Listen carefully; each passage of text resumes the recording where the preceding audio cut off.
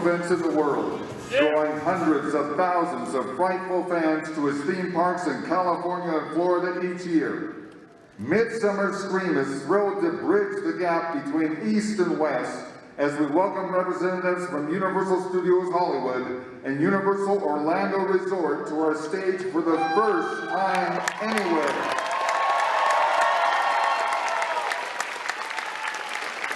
Please welcome together for the first time anywhere, creative director and executive producer for Universal Studios Hollywood, John Murdy.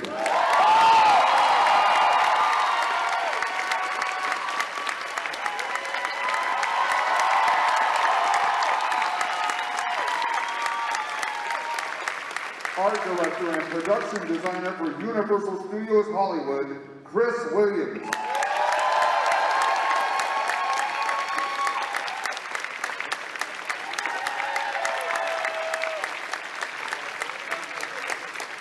And Senior Director of Entertainment Creative Development for Universal Orlando Resort, Michael Aiello.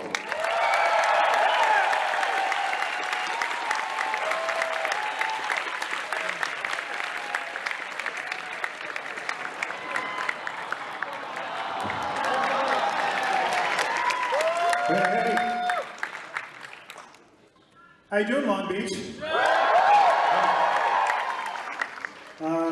As he said, I'm John Murdy. I'm creative director, executive producer, Halloween Horror Nights, Universal Studios Hollywood. Chris Williams, production designer, head art director for Halloween Horror Nights Hollywood. Thanks for coming. Thank you. Midsummer Scream as well. Thank you guys. And I'm Mike Aiello, and I am really just happy to be here. All right. Let's take a seat. Okay, all right, let's do that. But picture you're in the living room that we don't have together. So I thought when we were talking about this, and Chris and Mike and I started talking about what we would do today, I thought it was such a cool opportunity because let's ask the question: how many of you guys have actually gotten out to Orlando and seen Universal Studios at Universal Orlando Resort? That's crazy. Wow. We thought it would be such a cool opportunity, and to have Mike join us today, so that we could share, a little bit about what's going on in Universal Studios Hollywood, what's going on in Universal Orlando Resort, but also, how many of you guys want to do this and get into the industry and do this for a living, right? How many guys? All right, girls. We also thought it would be cool to talk a little bit today about how we all got into the biz, how we all work together, how we work separately. So this presentation, we kind of just pulled out all the stops. It's probably going to take about 3.5 hours. No doubt. So we're going to be here as long as it takes, kids. You good with that? All right. And here's how we're going to start it off. Over the years, I kind of do this to kind of ask the Twitter community, the Twitterverse, to solicit, we solicit questions, ask, hey, what's a question you'd like to ask, myself or Mike or Chris, or all of us about Halloween Horror Nights. We pick a bunch of questions. But there's, I've noticed, I've been doing Twitter, I think, since 2009, and I've noticed there's a fair bit of confusion about our sites. I always get people who are asking me Orlando questions. I don't know if you guys get people. The handle is similar. Hollywood, yeah. So we're gonna just real quick, just so you guys always know who you're following. This is the Twitter site for Universal Studios Hollywood at Horror Nights, right? This is the Twitter site for Universal Orlando Resort. Don't blink, it's not that different. It's just the big O, the big R, and the big L. Mike also has his own site, and it's really boring. You don't want to go to that. Go to the. He's verified. I've checked it out. He's verified. It's just pictures of me and my kids, and here's the cereal I had for breakfast this morning. But if you're really into cereal, lame. you can follow Mike. And then this is my site. Are you sitting on a microphone? Oh, I was sitting Yeah, on I this. spit it off to the side. Okay, that would have been awkward.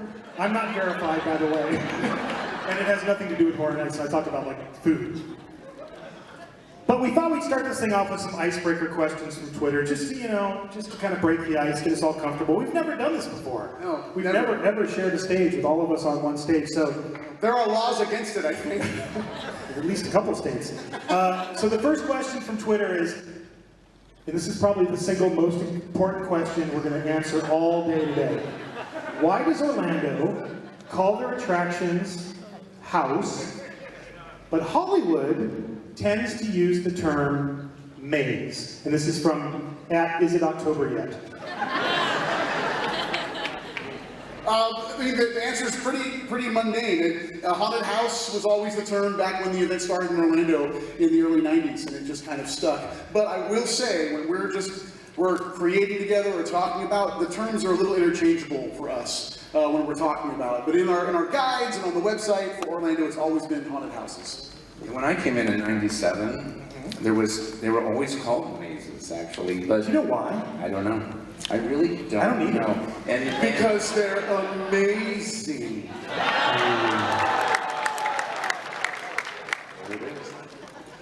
Trademark. you know, it's not even like the real definition of a maze, because we're not confusing you, we're not putting you into dead ends, we're not doing anything. If you really did that, the throughput would be like 200 people an hour and watching in 6 hours. You know, I think the honest answer is we have no idea. We really don't.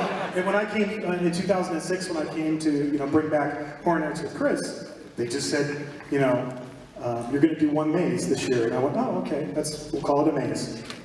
That's it. Thank you. Is it October yet?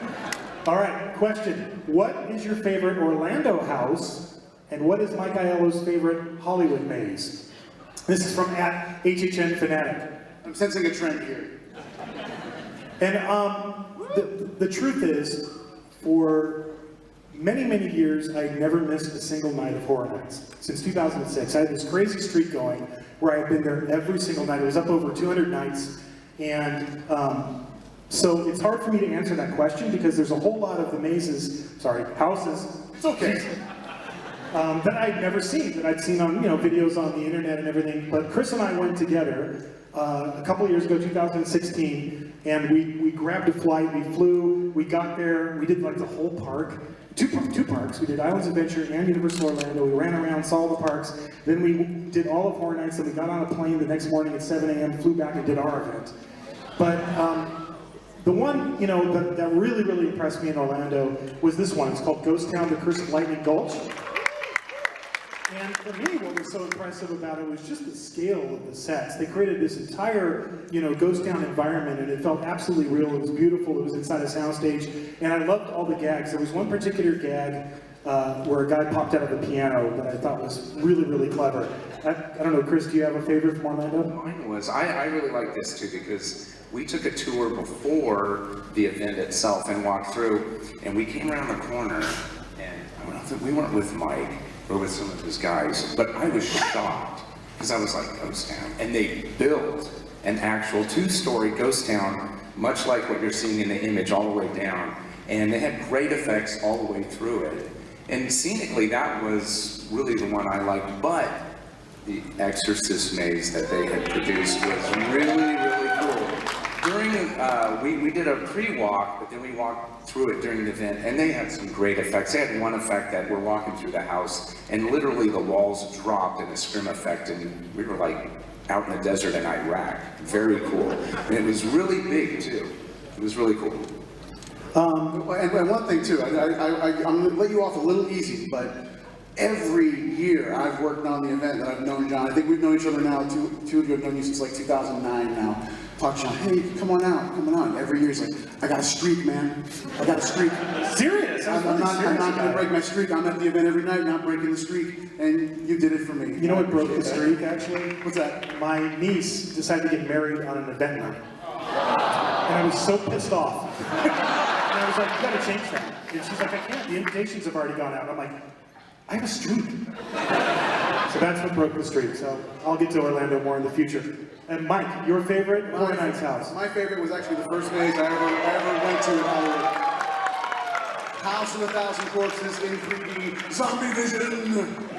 So for me, we've done 3D mazes in the past in Orlando, but I gotta hand it to Chris and John and their teams. The 3D in this maze, I love this movie. My favorite part, some of my favorite parts visually are those interstitials that Rob Zombie did that kind of broke up the scenes, like real quick, kind of fever dream interstitials that were throughout that movie. The 3D in this maze literally captured that, and I was blown away by it. And again, I really like this movie a lot. So being able to, again, that's the cool thing about, I've been to the Hollywood event a lot of times, but here's the thing, that going through... I live closer to you now. I know you do, I know. Yeah, it's in Ireland now, so it is technically closer. But the really cool thing about, working with our teams in Orlando, and the one thing that we don't get is to be able to be surprised by the mazes or haunted houses that we create, because we know where everything is. We know every beat, every step. So being able to come to the Hollywood Park and experience the mazes here and not know anything about them, it's a really cool thing, and something that I don't take for granted when I'm able to come and visit. I get to finally be a guest and a fan and walk through a Halloween Horror Nights maze that I know absolutely nothing about. So it's really cool. But my favorite premise, by the way, for an Orlando original maze, and I couldn't put it down because I didn't see it in person, was Nightingales. Is that yours? I'll talk about that a little bit later. But I just love the idea of the World War I thing. But I'll leave that because we're going to talk about it a little bit later. All right, moving on. Let's get personal. Uh-oh. Question. What is your biggest fear? This is from @blogamist31. You want me to go? Yeah. Going first. Going first is your biggest fear? Wow. So obviously, I'm a dad. So anything happening to my kids is like that's like the most horrible thing in the entire world. But being more playful with it, quite honestly, my biggest fear is deadlines. It's the one thing I'm like really afraid of. What is it? Deadlines. Oh, deadlines. Deadlines. It's like dead lions. Yeah, dead lions. I'm petrified of dead lions. They just lay there. Just to do something. Deadlines. All right, Chris. Heights. It is heights. Yeah. Is that rooted in something from your childhood? You know what? This section's called Let's Get Personal. I know. But, and maybe things that go bump in the night, maybe, or something, that kind of a thing. Experience a few things at night type of a thing. It's a tough question because we're always kind of around it. Everybody that's in this industry is always around the things that scare us the most, so we get a little bit, placid towards some of those things. I was never really afraid of like spiders or anything like that. How about you? Like nothing like that. No, mine was heights actually, but not as a kid. I would climb the highest tree. But okay, believe it or not, when I was in college and like the second or third day. Oh, I know this. Oh yeah, he doesn't know this. The third night I was out in college. We drove to Westwood, me and some guys who I didn't even know, and they were like, "Hey, let's go to the Hollywood sign. You ever been there?" I was like, "Oh." So we did. We drove over to the Hollywood sign, and that one when it was accessible, and I climbed on the back of the H all the way to the top, and yeah, it was pretty scary, man. No way would I ever do that now. There's just no way. But over time, I've just gotten really fearful of, heights. That I didn't know. I did. I climbed the top of the H, and I did it for bragging rights. So there you go. Okay, now I'm going to test everybody's knowledge of the Hollywood sign because do you know the Hollywood sign in the 70s was in disrepair and it was falling apart? Do you know who paid for the O? You have to. No? Thank you. Alice Cooper. Alice Cooper paid for the O as a tribute to Groucho Marx because he was really good friends with Groucho Marx.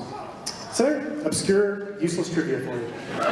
If nothing else, when you leave here after our 4-hour panel, you will have learned that. All right. Oh, I have to go.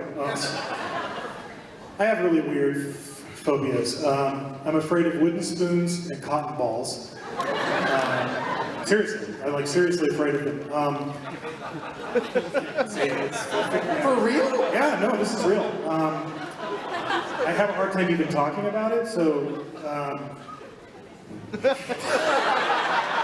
I don't like the texture. I can't touch cotton balls. I can't touch them. I can't handle them. I don't like them. They freak me out. Wooden spoons has a lot to do with like when you're a kid and you get those chocolate ice creams when you're a kid. Remember those? They came with the wooden thing in it.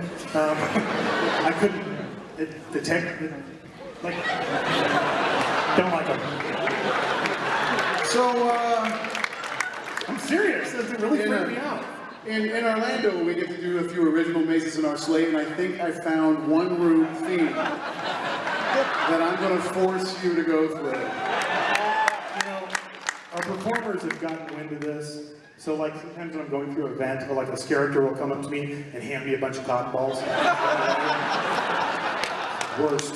All right, moving on. Are you scared by your own creations from Hypnopilot V1? I suppose that means like our, what we create. Do they scare you? No. No. Chris? I would say no, because overall we kind of know what's going to happen and what's going on, but I tell you, unless a performer moves into like a different location where they're not supposed to be, yeah, I get startled a few times every year. Or I'll tell you, dot rooms. We did a Black Sabbath maze, and we did like this dot room that was totally black, but then we just spattered like green UV and tried to get a nuclear field. So I'll be honest, when I walked in there and I'm looking for them, and they blend in so well that I'll scan the room and I'm looking, I know they're looking at me, and they're right here, and I can't tell that they're right here the whole time. So there's a few times where I do get startled, yes. Yeah. I think it's the same thing. It's hard for your own haunted house or maze to scare you, but the performers, it's like they have a radar. They know when we're walking through. I'm sure you've experienced this, Mike. And they're just like, they just become obsessed with scaring you, and that's terrifying, honestly, because you don't want. The worst thing you could do is scream in front of your own performers. This is really embarrassing, but they have made me scream so many times over the years. And then then backstage, you'd be walking backstage, and they're like, "I made you scream," and then you feel really small. I lied. What?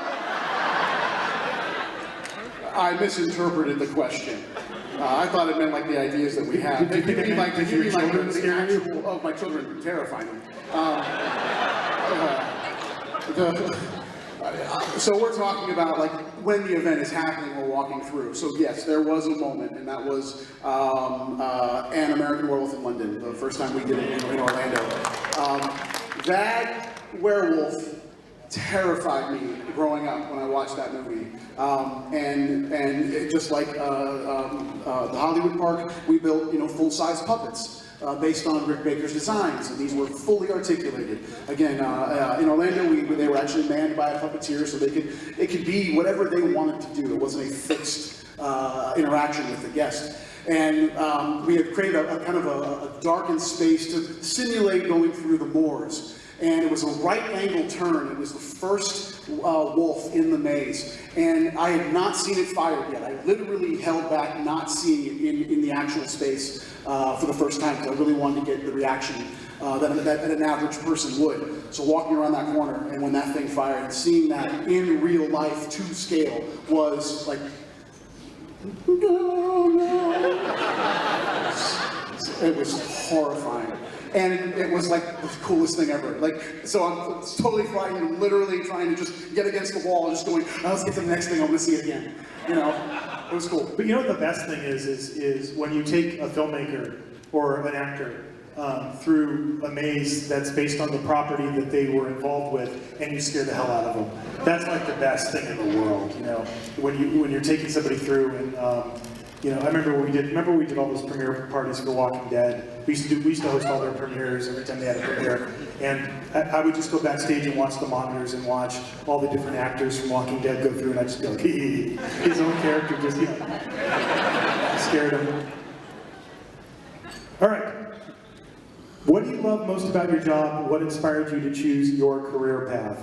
I think those are actually two different questions, and this will help us get a little bit into how do we get to, you know, get into the business and kind of talk a little bit too about tips for people who want to get into business. But let's start with that first part. What do you love most about your job? So the one thing about what I do at Universal Orlando, I oversee an amazing team of writers and show directors and designers and technicians. And Horror Nights is one element of their daily job. It's one element of my daily job. But I'm also responsible for all of the entertainment that exists within the entire resort. Seasonal events, all the parades we do, all the nighttime shows. If anybody saw the Christmas Hogwarts Castle projection display, I was Like that, pretty much. You know, one thing that's a really great thing is that we know we are going to actually physically produce 6 to 7 of these haunted mazes, houses, you know, in a year. We know we're going to actually do that. We're, you know, some creative institutions and other places, guys will develop stuff for years and it won't come to fruition. You know, one cool thing is that we know we have an end. We know where we're going to end with it. So, which I think that's just really cool.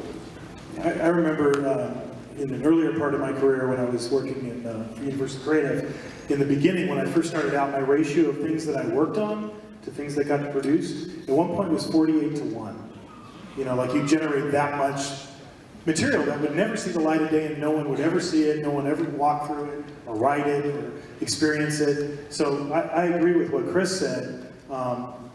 You go in, you have this mountain of stuff you have to create, but you know at the end of the day, all you guys are going to get to go through it. And the kind of sad part of it is you know it's going to go away too. So you know it's only going to be there for a limited amount of time. So that initial creative process is one of my favorite things. And then the other thing is seeing performers bring it to life. That's the second most favorite part of the experience of creating Horror Nights, and always has been for me.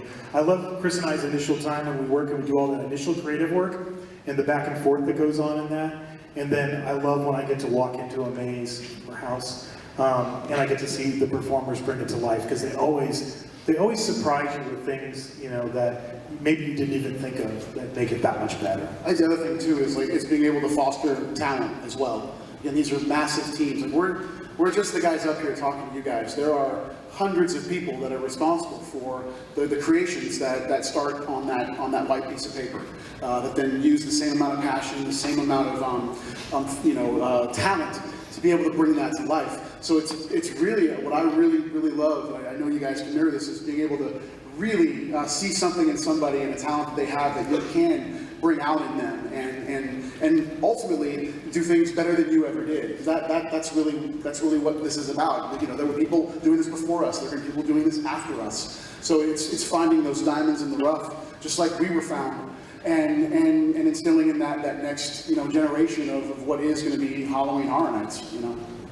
And as far as what inspired you to choose your career path, I've obviously talked about this before, so I won't go into great detail on this, but I mean, I'm a Southern California kid. I grew up going to Universal Studios Hollywood. You know, there was 2 seminal events in my life that set me on the path that I'm on now.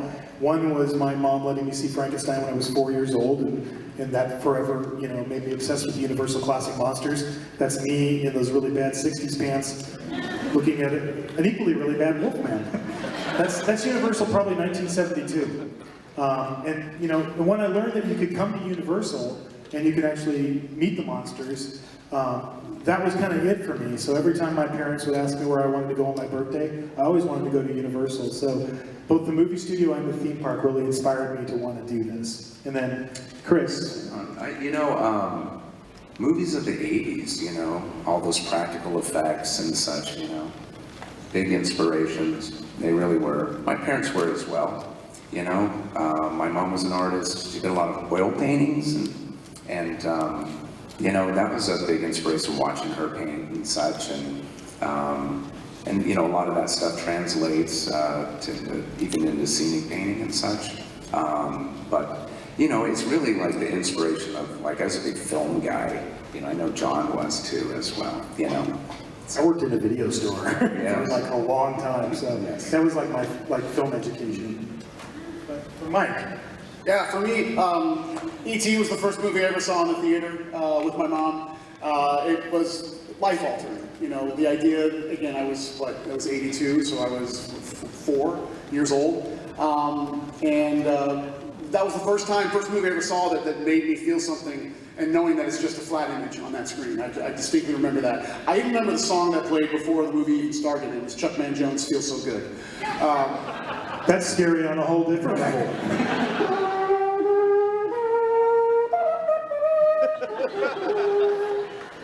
Look it up on iTunes. It's snappy. I don't have to look it up, I lived it. Oh, yeah.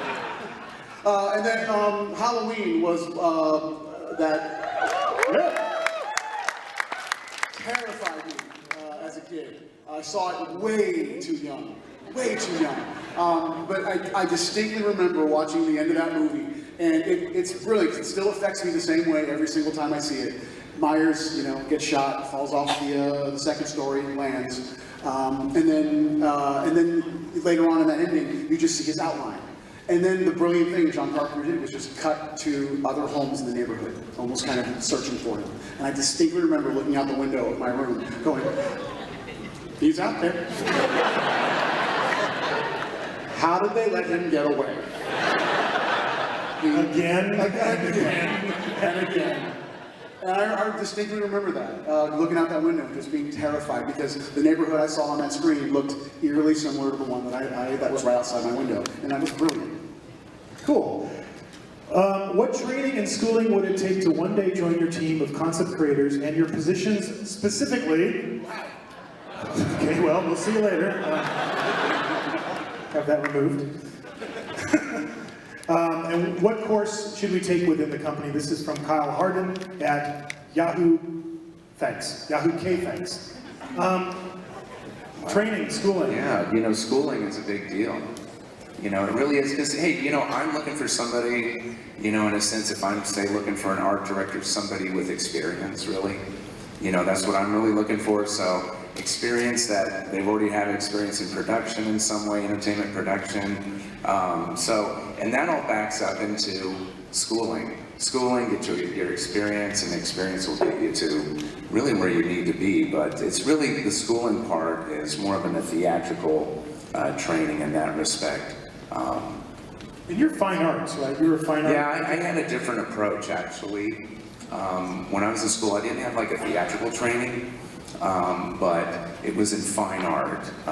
So that was the direction I had, you know, basically a starving artist. But, you know, when I would think about that and think of the future, it's like, I don't want to paint on a bunch of canvases, and I surely don't want to starve either, you know? So, you know, in my wacky brain, I was really looking at different approaches in fine art. So what I would mostly create, honestly, were art installations or environments. So, you know, I've talked about it before, which I've created like environments like in hell and other aspects like that, and more spiritual environments that actually those helped me to get, you know, smaller jobs that I get experience to be where I'm at today, actually. How about you, Mike? For me, I didn't go to college. I was all life experience. I really think, you know, there are two types of people. Well, there's many, but there are two that I'll define here. There are those that really like the structure of being in school and that sort of classroom structure, and there are those that simply don't. Those that absorb materials differently, and I'm certainly in that category. For me, and the type of people that we look forward to join the creative team at Universal Orlando is someone that honestly has a passion for the thing that they really want to do. A lot of the show directors on my team, Charles Gray, Patrick Blair, Blake Broswell, and they're led by an amazing woman named Laura Sauls. I've been with her for years and years and years, and she manages that crazy group. from the day-to-day standpoint, and all of them have different backgrounds. And that's the one unique thing, is there isn't one way that anybody gets to do this. I'll talk one thing about being here. Let me say once, what Rick and his team have done with this event, there's nothing like this on the East Coast at all. Nothing like this. It is an amazing thing. It's an amazing thing. And you're seeing it out here, that the passion that goes into a lot of people that are in the Hall of Shadows, doing their thing with the home haunts. And we met a girl named Aurora who did a home haunt. Yeah. Did you guys get to go through that trick or treat? The fact that she just has a passion for it, and there are resources that are available to allow her to achieve the vision that she had, and that's really what it comes down to. It's what all of us have done, is we had a goal in mind, that we saw way out there, and really no way to get there, but there is the first step. And you're seeing that happen all the time over these last 2 days in that hall, and all year when people are making these amazing haunts. It's passion.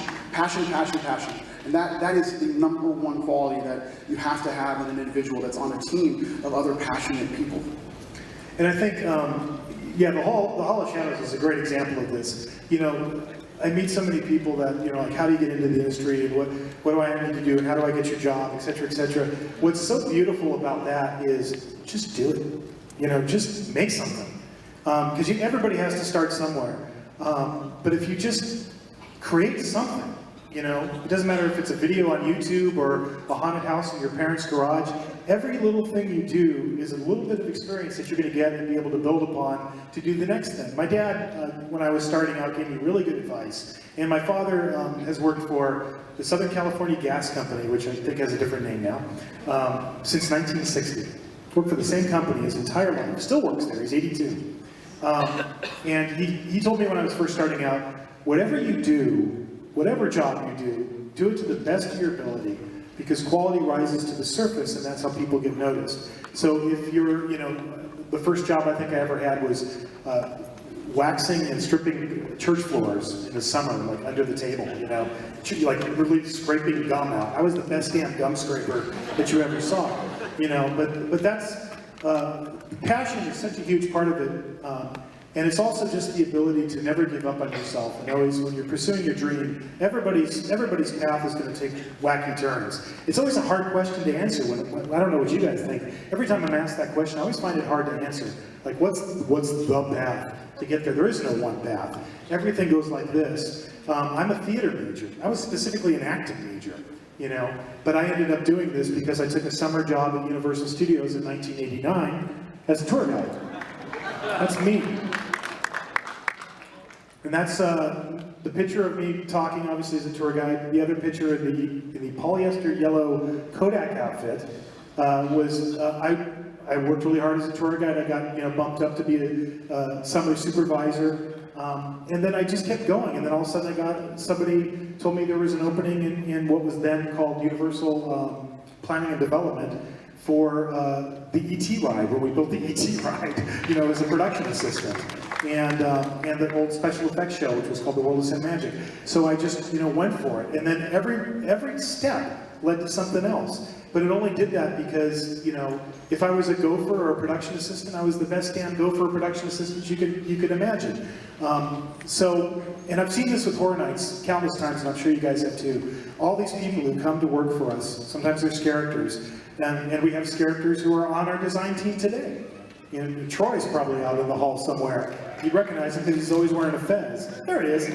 Troy, put your hand up. Troy was a character in our Think Maze, and he was the perfect Norwegian. He had that great beard, and then Yes. when we made him look all frozen, he looked awesome. He looked like he was from Norway. He came here, and remember he studied Norwegian so he could speak it. He did. He learned Norwegian.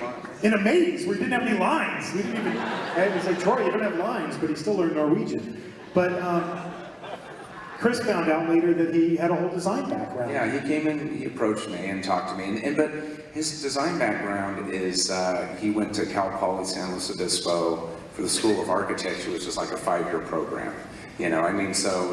Schooling Serious is, architecture. yeah, and it's serious architecture. So he's gone through that, and he's done some serious studies. So a lot of the work that, honestly, most of the elevational stuff and the frontals that you see, Troy really helps us with that, figure that stuff out, to make it look right and appropriate, because, we're not building 30-foot buildings, we're truncating them to make them look appropriate, So. And then, since I had some free time on my flight, my 48 hours I traveled to be here today, I raided Mike's Facebook page to find out exactly where he came from. Look what I found.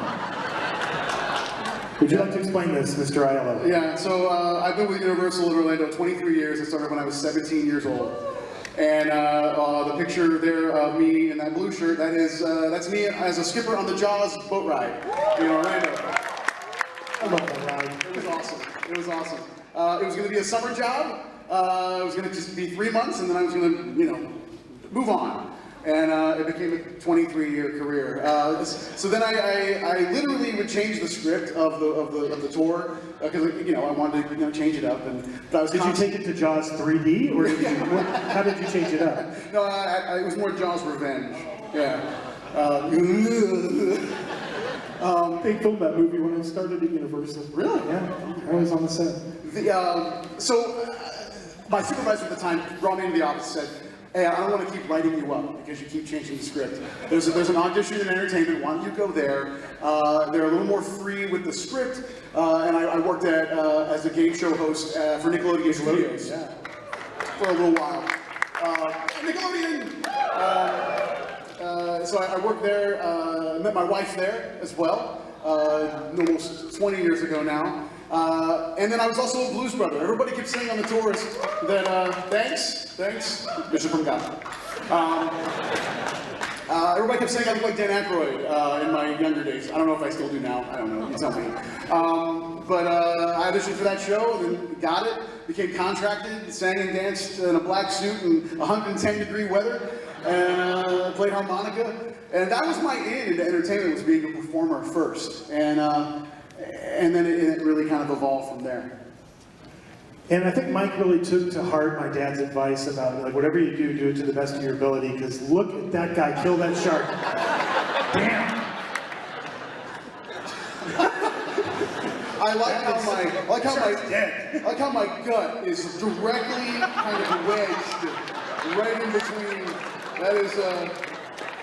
That's quite a shot you found, Mr. Murdy.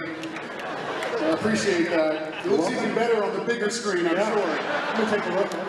Oh yeah, that was great.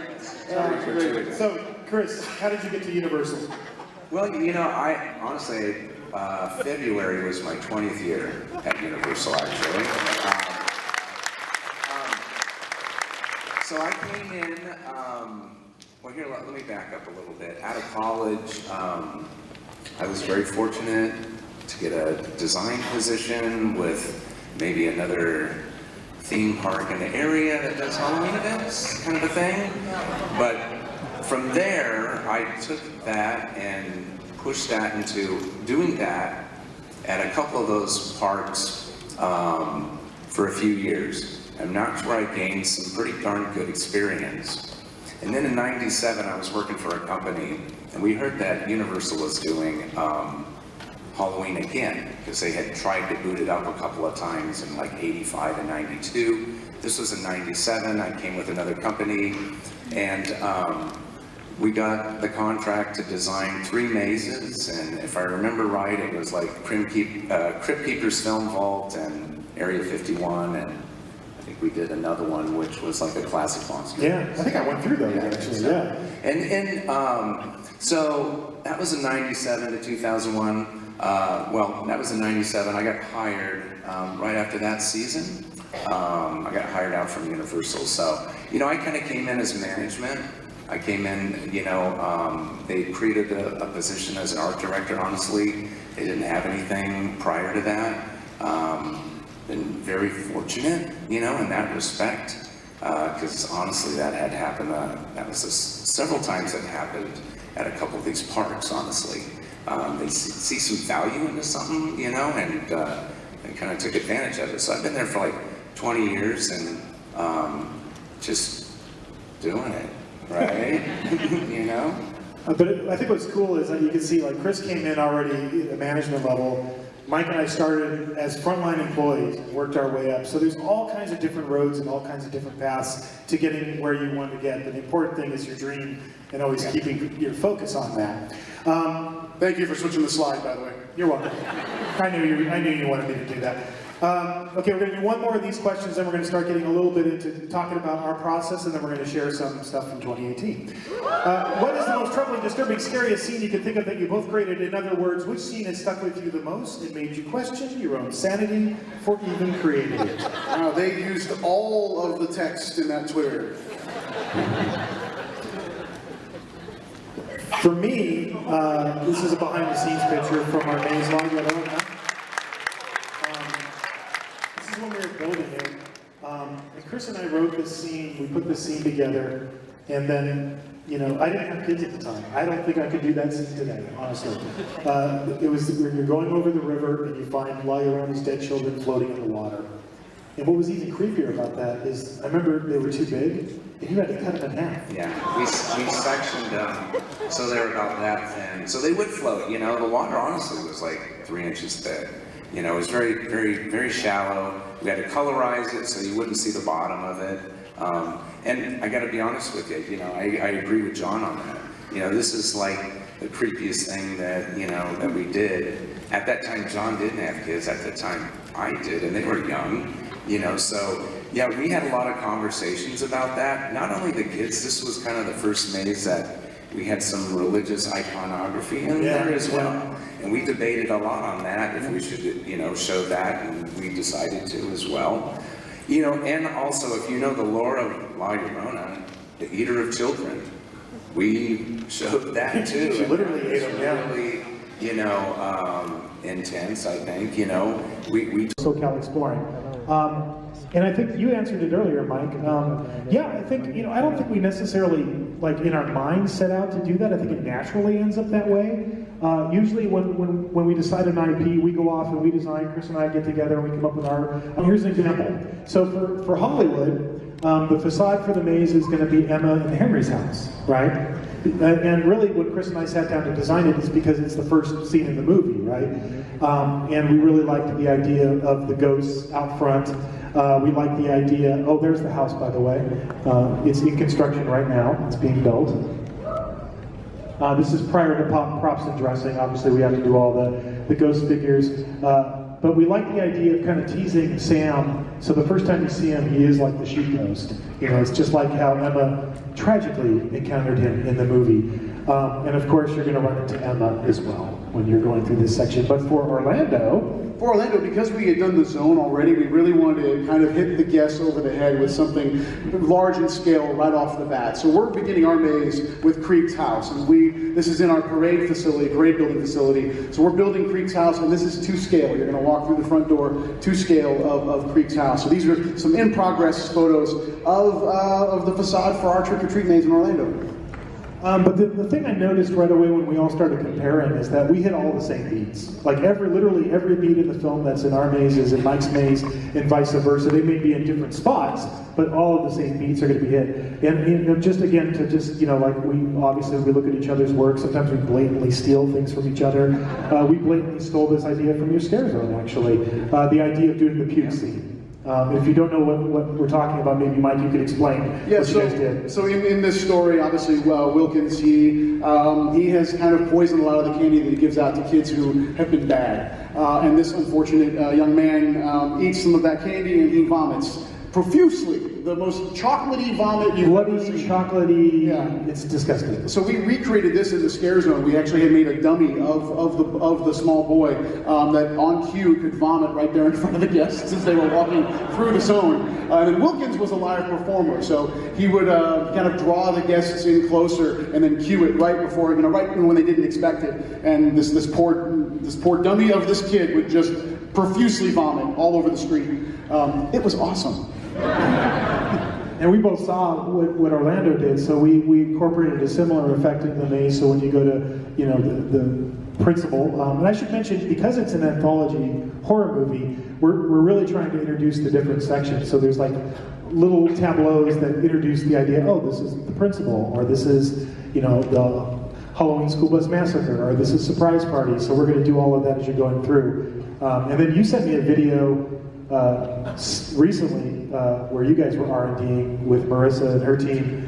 The Pukey, Mr. Pukey, or whatever we're calling him. So, I can tell you the way that we positioned this is that you guys will definitely get wet. Pukey wet. Yeah. Which is better than normal getting wet. There's a picture of what we were just talking about. There's the chocolatey bloody puke. Yes. And there's Mike's scare zone from last year, right? Yes, that was last year, yeah. Surprise Party, that's another section of the movie where these girls are dressed up in kind of sexy princess costumes and they're going to a special party, and then once you get there you find out there's something very mysterious going on with these girls. So that's your costume, I think, on this? Yes, yeah, that's a work in progress. We've made some alterations between the costume that we did in the scare zone and the one we're doing in the maze. That's an in progress version of our Red Riding Hood. But we really wanted to capture that moment, and it's in Chris's design, just like you see there of, but we wanted to have that moment where you're walking through the woods and there's the jack-o'-lanterns and everything. As I mentioned, something bad happens with these princess girls. They all start to transform, and at first you think they're kind of turning into vampires because they get the fangs and the features that are very vampire-like. But then they rip off their flesh and they turn into werewolves, like that. Oh, it moves. It's cool. You can just watch that.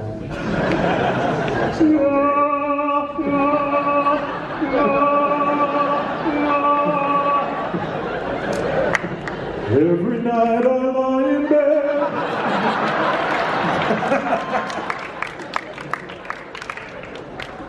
I do the whole song. My kids have been watching. I just drove to Dublin, to 3.5 hour bus drive, and I listened to that soundtrack 5 times. So I could sing any song from Greatest Showman right now, but we won't. So as I mentioned, they turned into werewolves. So that meant we had to create werewolf versions of these girls. This is actually a picture, you found that in the book, right? Yeah. Mike, when we first met him, do you remember he gave us that coffee table book on trick or treat? Mm-hmm. And it has this awesome picture. And it's funny, in the movie, you don't see that much of the werewolf. You just see the Greatest Showman version that I showed you there. But you don't really see the full, transformed werewolf until it's just the head howling at the moon at the end of Sweet Dreams by Marilyn Manson. But we're going to show it off. Oh yeah, of course. So, let's show it off. This is our sculpt for the werewolf girl. This is done by Pat McGee Effects. And how we've gotten this positioned is that our performer will look out the mouth there, through the mouth to see vision. So, we can alter the head to make it look very canine. And it's such a weird combination because you also have to marry the princess dress to this. So it's just a bizarre thing. And then Mike? Yeah, this is an in-progress version of a puppet we're developing for the wolf as well. So you'll see a couple different versions of the wolf in the maze. This is, again, in progress of a puppet that we're building to be able to really attack the guests. Much in the same way, again, that's one thing we learn on things we've done in our past as well. Figure out how can we improve it, change it to make it a little bit better, a little bit more quality. But yeah, that's a little sneak peek there. And we're working on a similar thing, but it's not quite sculpted yet, so I couldn't share it with you today. But you'll see in the maze. And then, of course, there's the werewolf girls mid-transformation. We actually, in our maze, you're just going to see them as the werewolf girls, but you're going to see this look in the scare zone. Oh, damn. You didn't hear that. But this is going to be the, we're doing a trick-or-treat scare zone in addition to that. Oh, gosh. Oops. Too late to take it back. Well, come on, it's you guys, right? You're not going to go on the internet and talk about this, right? I trust you. So for the scare zone, we're going to have both the fully transformed werewolf girls and the girls mid-transformation. So this is the prosthetic sculpt for the mid-transformation werewolf girl. Of course, we have to do the Halloween School Bus Massacre scene because it's digital. And when we were working on this, and you guys thought the same exact way, when Chris and I were talking about how do we want to do this scene, this is an image. I think when I was writing the first outline, I sent this image to you and said, Yes. that should be what we see. Exactly. Yep. And that's what you'll see. So you're going to see the partially submerged school bus in water with all the cat tails, is that right? Cat tails around it. And you encounter all of the school bus massacre kids. If you don't know the film, this is the school bus massacre kids. These parents put all their troubled children on the bus and they pay the bus driver off to drive them into a quarry and kill all their kids. But of course, as in all horror movies, it doesn't quite go like that and they come back. When they come back, they look like this. They've been rotting down there in that water for decades, so they look all, kind of partially disintegrated and mildewy and slimy, and that's the look that Chris and I latched onto for the maze. And just to give you a close-up, that's kind of what it looks like in the film. And then this is your illustration. This is a color elevation of the quarry, and it's a massive scene near the tail end of the maze. And the bus is practical, so even though it's drawn in this picture, it is going to be a practical element within the scene. So again, filled with fog and the unfortunate ghostly souls of those poor kids. And speaking of those poor kids, let's take a look at them. I'll take you through, we're going to do all of them, every one of them in the maze. That scares them. Which you don't know about. So this is I'm going to quiz you guys on your knowledge of trick-or-treat. Does he have an official name? The Dracula Kid? God, Dracula Kid? I don't know, I'm asking, I really don't know. I don't know. Okay, Dracula Kid. We're going to do Dracula Kid. We're going to do the Bunny Kid. That's the sculpt we're working on right now for that. Skeleton Kid. I'm just going to make up names as we go along. These are all done by McGee effects as these well. are also done. And if you look at that texture on there, they really tried to get that Paper mache look? Yeah, totally, absolutely, yeah. This is Big Head Smiley Face Kid. Right now there's someone live streaming or in the audience going, I know their names. I know their names. I'm sure that's happening at this very moment. The Devil Face Kid, the Clown, Big Bag Overhead Smiley Face Guy, and Upside Down Princess. And so these are masks that we used in our Scare Zone last year, so we're really excited to be able to show their decayed form within the maze. But we can flip through these. These are actual ones we built for the Scare Zone last year. And they're exact to the film in color and in scale. And then, of course, we have to meet Sam. And there's a section of the movie called Meet Sam. And of course, that means we have to produce Sam. So I think the Sam image, that's Orlando's Yes. Sam, right? Yeah, We're still doing ours. Yep. And then that's Unmasked Sam, which will be the same for both of ours. That's right. And then, just weird little practical things. Sam is a tiny little guy. But he's got this prop, this broken sucker prop that he uses like a knife. So on the smaller one, that's actually Trick or Treat Studios, the mask company. That's actually the one they sell, but you had to make it bigger, yeah? Yeah, we made it a little bit bigger and made it soft as well as more durable, actually. And Because you always have to think about, a guy trying to stab you, and it has to be something soft. so Tony Lindis, our head of our props team, had fabricated this larger size one, and it also has an aluminum stick on it, basically, as well. So Beef it up. Yeah, absolutely. And then for our maze ends with Mr. Krieg's house. So you're going to come to that house. We're going to build the whole house, all the pumpkins out front, the pumpkin jack-o'-lanterns. You're going to walk through the house. That's a couple of images of it in progress you just sent me the other day. Yeah, it's such a tight approach. Couldn't get it in one picture. No, couldn't get it. But we're prepping it now for foliage and vines and such. So this was really very recent. And then, of course, you're going to meet Mr. Krieg.